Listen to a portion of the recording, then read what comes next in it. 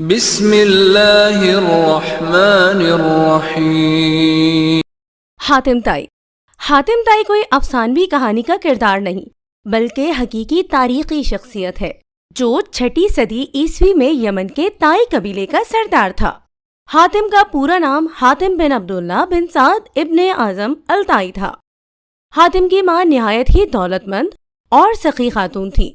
حاتم کو سخاوت وراثت میں ملی تھی، یہی وجہ تھی کہ وہ جوان ہو کر نہایت ہی سخی شخص ثابت ہوا۔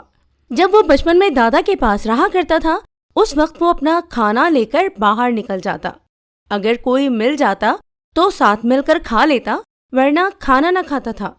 یوں تو حاتم کے سخاوت اور فراغ دلی کے قصے بہت سارے ہیں، لیکن چند ایک جو بہت ہی مشہور ہیں ان میں سے ایک واقعہ آپ کی خدمت میں پیش کر رہی ہوں۔ مشہور ہے کہ روم کے بادشاہ کیسر کے دربار میں ایک دن حاتم طائی کی سخاوت کا تذکرہ ہوا۔ ایک شخص نے بتایا کہ حاتم کے پاس عمدہ نسل کے گھوڑے ہیں جو نہایت ہی خوبصورت ہیں۔ حاتم کی تعریف سن کر بادشاہ نے کہا کہ جب تک کسی آدمی کو آزمایا نہ جائے اس وقت تک اس کے بارے میں کوئی رائے قائم کرنا عقل کے خلاف ہے۔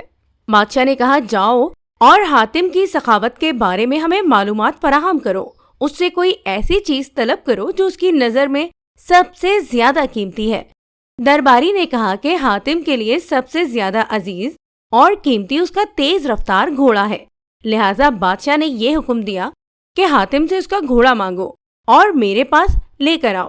لہٰذا وزیر کے درباری کئی منزلیں طے کرتے ہوئے رات کے وقت حاتم طائی کے گھر پہنچے۔ جب وہ وہاں پہنچے تو موسلا دھار بارش ہو رہی تھی۔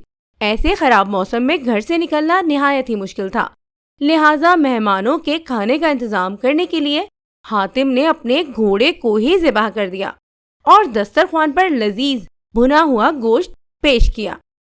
صبح کے وقت جب بارش تھمی تو ان وزیروں نے کہا کہ ہمارے بادشاہ کے سامنے آپ کے گھوڑے کی بہت تعریف کی گئی ہے، بادشاہ چاہتا ہے کہ آپ اپنا گھوڑا بادشاہ کی خدمت میں بطور نذرانہ پیش کر دیں۔